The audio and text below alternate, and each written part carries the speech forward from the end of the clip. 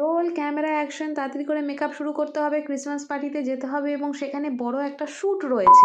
হ্যাঁ হ্যাঁ, তোমরা সত্যিই শুনেছো, আমার একটা ক্রিসমাস পার্টি নিমন্ত্রণ এসেছে আর সেখানে গিয়ে আমি শ্যুট করব। আমার স্বপ্ন সত্যি হতে চলেছে। যাই হোক, সেখানে গিয়ে কী করবো না করবো তোমাদের আস্তে ধীরে জানাচ্ছি। আর এখন একটু সেক্সি ড্রেস পরে নিয়েছি, তো আমাকে কেমন লাগছে কমেন্ট বক্সে অবশ্যই জানাতে ভুলো না।